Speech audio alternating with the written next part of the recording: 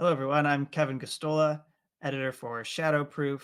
Welcome to this conversation. I'm going to be talking to two exceptional guests about a lawsuit related to the civil liberties and the constitutional rights of water protectors involved in the indigenous-led Standing Rock movement.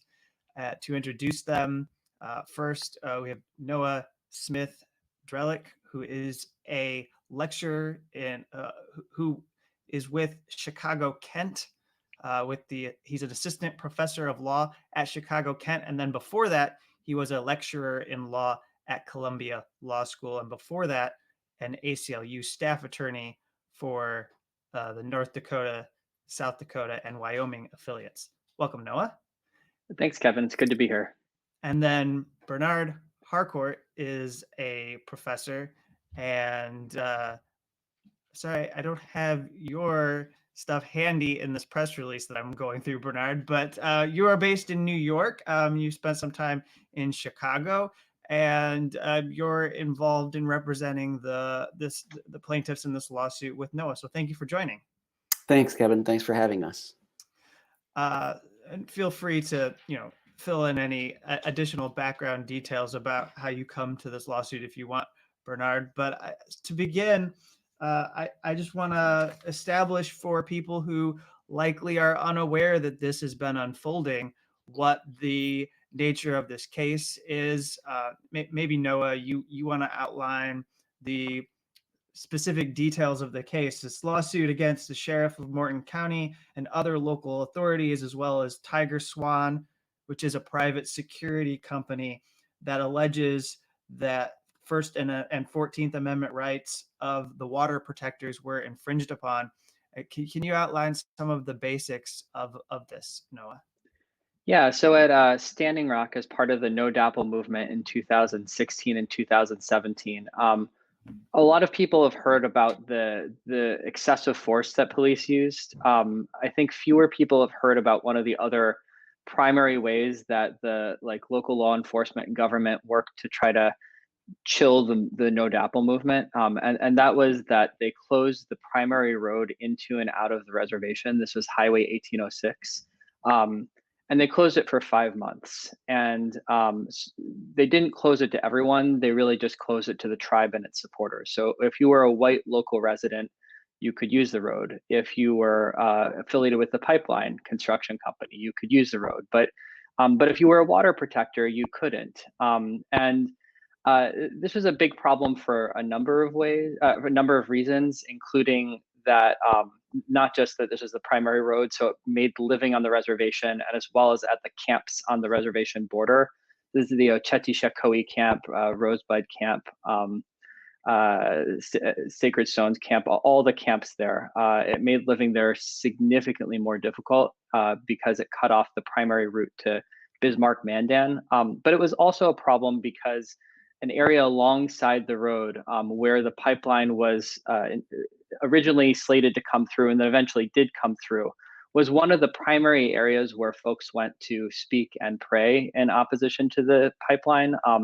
This is a fairly common thing in many areas of the country, is that roadside locations are historically one of the primary public forums that people will go to speak and picket, things of that nature. So the local authorities and the state government as well didn't like this happening, and so rather than just come out and say it, they closed the forum entirely, which you can't do. So the closure of the road, the 5-month-long discriminatory closure of the road, is what the lawsuit is about. Mm-hmm. And so TigerSwan, this private security company, what sort of conduct are they implicated in as far as this lawsuit goes? Because they come in and are essentially singling out alleged threats as a justification for this crackdown, right?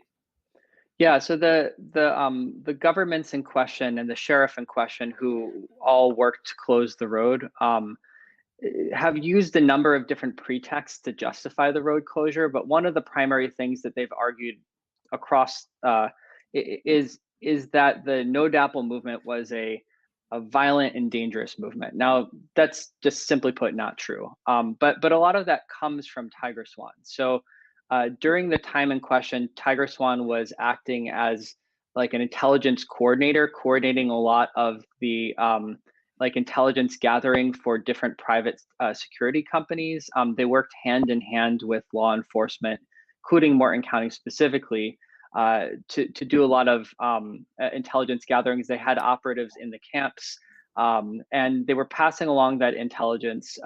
Obviously, TigerSwan, who is employed by Energy Transfer Partners, the company constructing the pipeline, doesn't do things that's in the public interest. They were doing things that were in their clients' interest, the pipeline companies. And yet they were working really as like in a very, very close, a closely entangled, entwined way with the law enforcement there, passing along, I think, often intentionally bad or misleading intelligence to try to achieve their goals, which was to facilitate the pipeline's construction at all costs.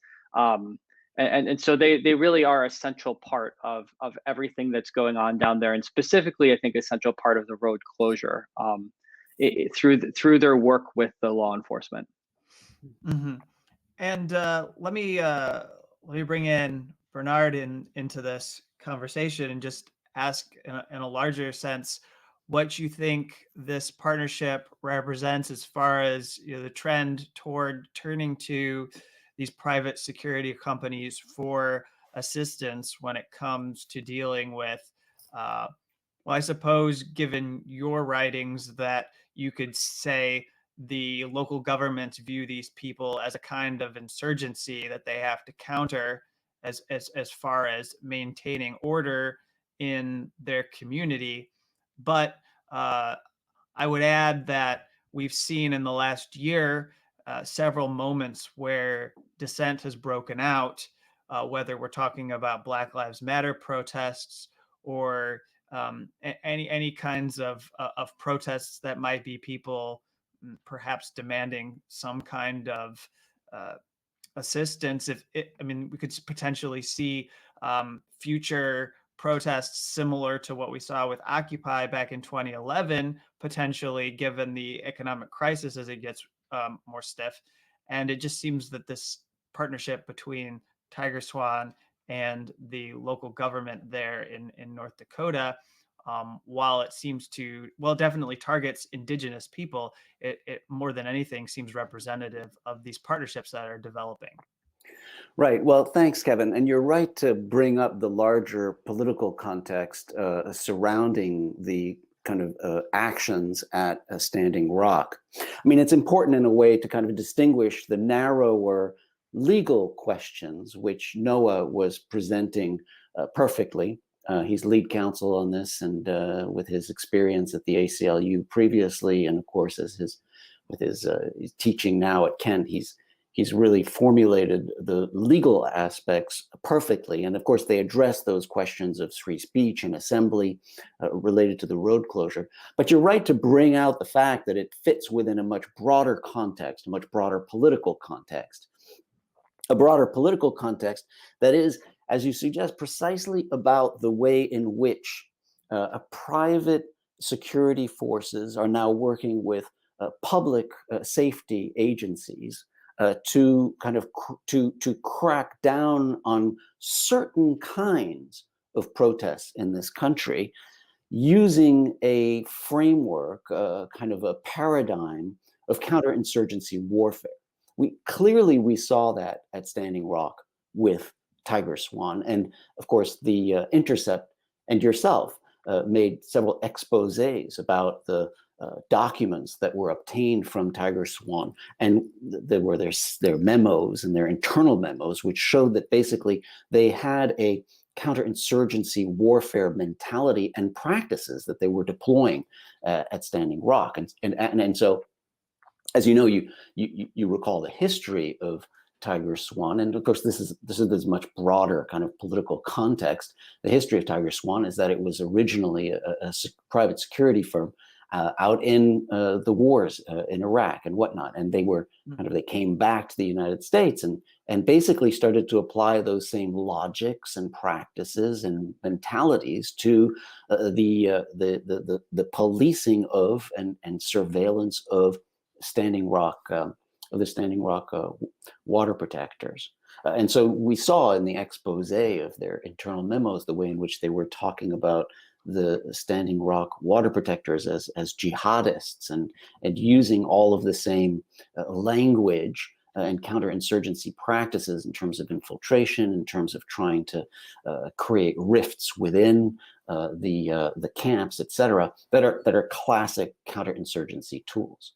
So the case is of course on free speech and First Amendment rights, narrowly construed, and I think as a legal matter, there's really no question that we will prevail here. The road closure was an extraordinary closure of a public road, basically, which is the most well accepted, and we can talk about that. Noah can talk about that. The most well accepted kind of public forum for First Amendment purposes. So from a legal perspective, it's pretty clear that there were First Amendment violations. But from the broader, larger perspective, you're entirely right that this really reflected a change in the way policing particularly of protest in this country has been transformed over the last few years, particularly since 9/11. And I think that this case in particular, right, in parallel with the militarized, hyper-militarized responses, say, to Black Lives Matter protests, and in sharp contrast to what we saw at the Capitol during the insurrection in January, shows exactly how the policing is being transformed today towards this kind of militarized counterinsurgency response for certain kinds of protests and not for others. Mm-hmm. Yeah, I mean, it's obviously entirely outside the scope of your case, but just for some context, I want to note for people that we have an example of essentially something called a geofence warrant being used on Black Lives Matter protesters in Minneapolis. I mean, I presume that when you look at the Standing Rock protests, those are things that you're kind of interested in, like what was the extent to which people within a geographic region were being targeted? Because in this example of and I'm not expecting you to comment on it. I'm just throwing it out here, and then we'll get back to the specifics of your lawsuit. But for people who are following this and are concerned with the larger issues outside the scope of your specific case, we have this being reported that police were able to get a search warrant that ordered Google to provide account data on people who were near a protest. So in one general area, they were able to just target anyone who was in the vicinity that day to sweep up their personal data. And like you say about TigerSwan, one of the examples of abuse that I recall being mentioned in the reporting and maybe alluded to in your own lawsuit when it was filed was that the company claimed to find Islamic individuals that were organizing, and they claimed that they were monitoring Shia Islamic people, and then it's said that I believe that this was their way of persistently and misleadingly labeling indigenous speech and prayer as somehow being riotous. And so this is really, I think, important, especially as we're seeing threats of alleged domestic terrorism be promoted in the country about, what kinds of real or imagined threats these private security companies are going to claim in order to justify what they're doing and their partnerships. But let me ask Noah about this, because I do recognize it in the press release for this, you're setting up what's going on with this legal case, that if I'm correct, the defendants are suggesting that they that the constitutional rights in question were not necessarily established, and that public roads were not public forums for speech prior to you filing this lawsuit. So what's your response to that? I assume you actually did respond to it formally in one of your reply briefs, but what's the implications for this kind of an argument, Noah? Yeah, so the argument that you're alluding to is under this legal doctrine called qualified immunity. Now, if you haven't heard of qualified immunity, it's something that is getting more attention, in part because it is this incredibly powerful, essentially shield that public officials can use to avoid liability. It's created by the Supreme Court. It's not created by Congress. And the Supreme Court has essentially said that when a public official has violated your constitutional rights, you can't sue them and recover damages unless the rights in question were clearly established at the time that they were violated. Now, as you can imagine, that leads to a whole slew of different constitutional violations, times that we can all agree that people's rights were violated, that you're just out of luck. The courts essentially say, we acknowledge your rights were violated, but you can't recover anything for them. And I think people are just now starting to realize what that means for policing and movements and how big of a problem it is. So that's the doctrine they're making this argument under. So their specific argument is that that they should be allowed to do essentially whatever they want with respect to speech on the roads, if it's not clearly established that roads are public forums. That's a legal term. Public forums are places that are much more difficult for political actors to regulate speech in. So the question is it clearly established that roads are public forums? The answer to this, I think, is as clear as day. There may be no more clearly established rule than that roads are public forums. This is something the Supreme Court has said. I'm going to paraphrase or closely paraphrase the quote, but the Supreme Court has said that all public streets are public forums, that there is no particularized inquiry necessary into the precise nature of any given public street. Once we determine that it's a public street, the answer is it's a public forum.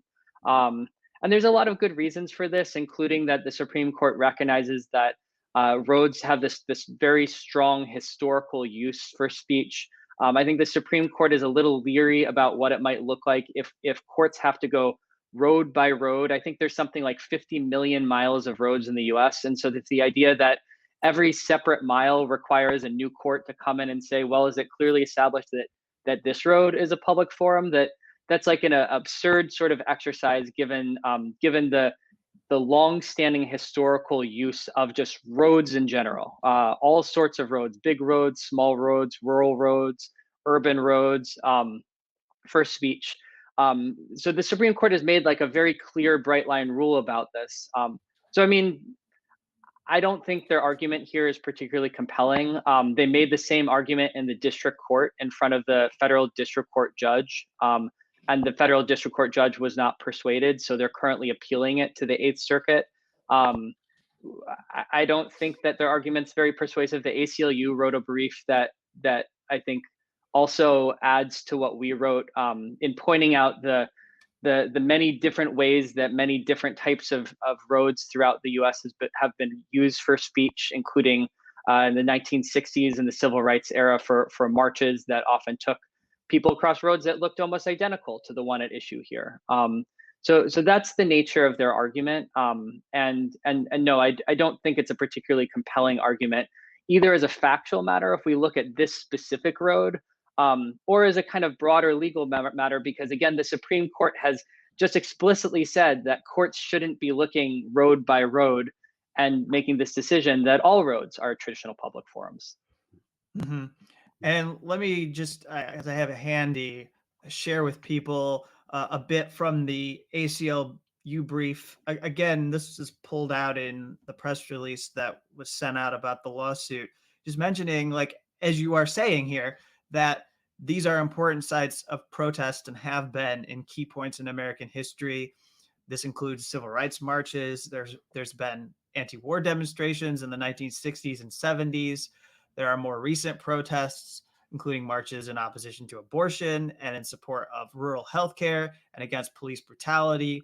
Of course, I'm well aware, having followed the Black Lives Matter protests, how these marches have taken to highways, and that has become a kind of focus, a kind of flashpoint between people over whether those kinds of demonstrations need to be restricted.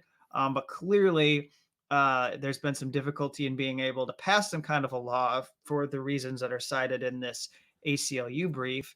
And ACLU argues that forcing courts to undertake a particularized inquiry for every road or sidewalk. So what you've been saying is something that would chill protest. So this is all really good and important background information to note. So let me ask about the fact that there's a trial, that you were able to get a trial right now, and it's set for August 2021. In terms of this kind of a case that we are looking at here, is it typical for a case like this to make it to that point, or should we feel like it was a victory for you to be granted an opportunity to take this to trial? So oh, I'm sorry. Go ahead, Noah. Go ahead. I mean, it's important to kind of understand the litigation in terms of the role of the qualified immunity that Noah was just talking about, versus going forward against TigerSwan, who is not entitled to qualified immunity. So just to kind of reiterate what Noah was suggesting, but also to put it in context, the qualified immunity applies to public agencies, the governor, the state police, and the state and the county agencies who are entitled to qualified immunity in a situation like this, of course. And that qualified immunity is today one of the most important issues that needs to be rethought, re-examined, and changed. Because it's really a shield behind which all kinds of improper governmental behavior takes place, particularly police behavior. In our lawsuit, which was included defendants that were at the state level, defendants who were at the county level, and then, of course, TigerSwan, which is a private enterprise. TigerSwan doesn't benefit from qualified immunity, and so it's that part of the lawsuit that's moving forward toward trial in August. So go ahead, Noah, though, in continuing the thought. Yeah. So to clarify, we're moving forward toward trial against Morton County and TigerSwan, who neither of whom have the defense of qualified immunity available, with things being paused against the remaining defendants. But yeah, I think it's actually a very significant victory. Cases like this, the way they generally proceed is that defendants have, in effect, two real shots to get rid of a case before trial. And they are very serious real shots. Most cases don't make it to trial. So we've now passed that first gauntlet, I guess, for lack of a better way of putting it. So the defendants took their first shot. The district court didn't buy it. They said, no, this case gets to move forward. So we're now in what's called discovery. That's the point of the case that we have the legal power of the court behind us to request information from the defendants. We've done so against both Morton County and TigerSwan. Pending the resolution of this at the 8th Circuit, we will be in discovery against the remaining defendants. So being in the position that we are in, with trials scheduled in August against TigerSwan and Morton County, is I think very significant. It's significant as a legal matter because, again, we've survived this sort of first gauntlet. But it's also significant because now we're legally entitled to ask for all sorts of non-public information from both TigerSwan and Morton County. So assuming that they play by the rules, and if they do not, they will be sanctioned by the court. We will be getting lots of information from them that is pertinent to the lawsuit. I think is going to really cast a light on everything that has happened with at least that's relevant to our case.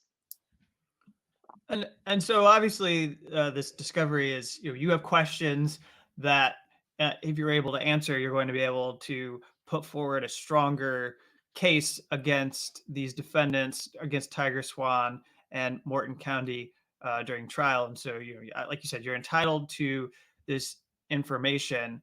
Um, do you foresee, though, that they would be able to frustrate your ability to get certain records because they claim that they're private, or are you pretty certain that you're going to be able to get to the universe of information that is necessary to prove what was going on in violation of the constitutional rights of these water protectors?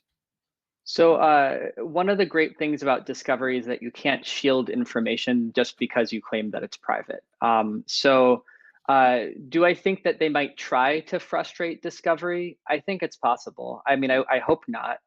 Do I think they'll succeed? No, I don't. Courts are not very patient when parties try to play games in discovery and try to avoid their legal responsibilities. We have done an enormous amount of investigation in this case already and have already collected just a vast amount of information, which is helpful not only because we have a lot of what we already need to prove our case, but also because we have a pretty good understanding of what they have that we need, which makes it harder for them to not give it to us when we ask for it, because we know what we're looking for, we know what they have, and if they don't turn over information and documents that we know that they have, it's a little harder for them to say, oh, we didn't know, or we didn't have these, when we know that they do have them. So I'm at least optimistic that they won't succeed in frustrating the goals of discovery. Whether or not they'll try, again, I hope not, but we'll see. And then before we would wrap our conversation here, I want to throw it to the more larger political issues that definitely entail the First Amendment, which is that now with Joe Biden as our president, there's obviously an opening felt by a lot of these indigenous water protectors. We saw the Keystone XL pipeline permit was tossed. We know now that there's going to be a resumed effort to challenge this pipeline as well as other pipelines. So this kind of a lawsuit is essentially protecting rights for people who in the future are going to need this kind of a lawsuit there to discourage local governments from taking preemptive action against them, to block them from engaging in their actions. I just, I wonder if there's anything this would be for both of you, if anything you want to say about how you recognize that this lawsuit could be a good precedent. It does seem like, as we talk about the partnerships that are developed between private security companies and local governments who want to lean on these outside firms in order to give them additional logistical support, or however they might frame it, that I don't know if there's been a whole lot of pushback on this. I'm not sure how many cases you can point to that actually draw boundaries around what they can get away with doing, or what they feel like they could get away with doing, simply because they've outsourced it. So I imagine that what Morton County was feeling is that by having TigerSwan do this, they might not, they could have possibly gotten away with never being held accountable by taxpayers or voters, because TigerSwan would be the one that you'd have to go after, and it would be really difficult to figure out what they were doing. The problem is now there's a lot of public reporting about what TigerSwan was involved in, and they pretty much lost the ability to keep that all secret from the public. Yeah, so I guess maybe just to start off with, I think it's important to remember that a lot of what happened at Standing Rock happened under President Obama's administration. So the road was closed while President Obama was still acting president. That's not to say that there aren't major differences between President Obama's stance towards the No to Apple movement or the Water is Life movement and the stance that was taken subsequently by President Trump. I think there were massive differences that made huge impacts on the way policing happened and what sort of abuses were, what sort of abuses occurred. But this isn't to say that simply having a more progressive, maybe more rights respectful, at least certain set of rights respectful president in office isn't. It's not like that's the full solution, and that's partially because a lot of these things are really controlled at the state or local level. So we're not suing any federal parties. We're suing only state and county parties as well as TigerSwan. Even under a progressive federal administration, there's still an enormous amount of room that states and localities have to do these sorts of unconstitutional actions. But turning to your question about public-private partnerships, I guess another thing I maybe wanted to add about what happened at Standing Rock that I think hasn't gotten as much attention as it probably should is that one way that there was a public-private relationship at Standing Rock was through TigerSwan's interactions with the local policing. Another was simply that the pipeline company donated an enormous amount of money to state and local officials. So, and this is all public record. This isn't secret. I think it was announced in the Bismarck Tribune. The state of North Dakota got $15 million from Energy Transfer Partners to offset its policing costs. The city of Mandan, which is the biggest city of Morton County, got, I believe it was $3 million from Energy Transfer Partners. So we have this private security company employed by the pipeline construction company working hand in hand with local law enforcement. Like you're saying, I think there was a lot of outsourcing of things that maybe local law enforcement couldn't have done or would have potentially faced more liability had they done it directly. But we also have a circumstance in which the local government and the state government was directly receiving money from the pipeline company to offset their response. So no, I do think that, like, looking forward, I think that there is a lot of aspects of things that happen at Standing Rock that are incredibly concerning, and I think are concerning even under a Biden administration. I think if anything, since this all happened in 2016, 2017, there've been a lot more movements towards these sort of private-public partnerships, and a lot more movements by states to work on criminalizing speech. So South Dakota passed a riot boosting bill that imposes just vast liability on people for essentially speaking. And I think that there's reason to believe that there's more of that is going to come, in part on the heels of this, I think, largely legitimate fear of domestic terrorism that came out of the Capitol insurrection. But I worry a little bit about what that means for these sorts of movements and how those sorts of laws could be possibly used to criminalize constitutionally protected conduct and to chill such sort of speech, gathering, all the sorts of things what we really want to see.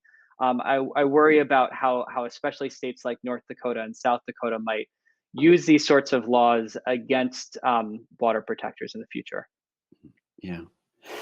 Yeah, I mean, I think that's right. Noah's putting the spotlight really on two important dimensions here that need to be focused on, and the intersection of them is really important. One is kind of the political economy that makes it such that Energy Transfer Partners is hiring private security and participating in the economic life and the political life of these counties and states through which the pipeline is going, which creates these incentives and creates these material interests, right, in cracking down in this way on any kind of resistance to the pipeline. And then the other is the more policing aspects, some of which we just talked about, the turn to counterinsurgency, both that is facilitated and made possible by the kind of